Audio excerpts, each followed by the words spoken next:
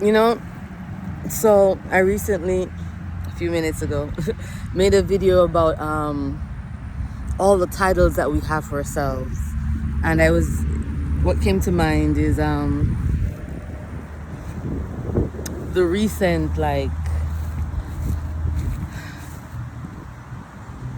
I'm going to use the word uptick, and it's not to be, that's the word that came to mind, of people, the movement of people identifying themselves differently as far as gender and sexuality is concerned compared to the historical terms that we've been living with for a while. Truthfully, we don't know. I don't know how long that's been. The he, she.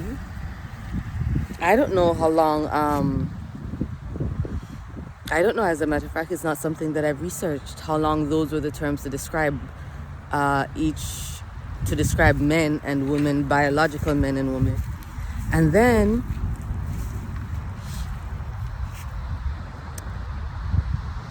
the movement now to identify that we actually exist on a bigger spectrum as far as gender and sexuality is concerned, and we have done that, and you can find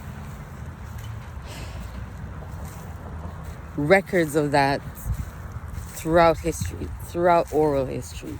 In Mexico, for example, there are groups of women who are born with male parts, and it is part of the culture. In every culture, there's something along those lines, and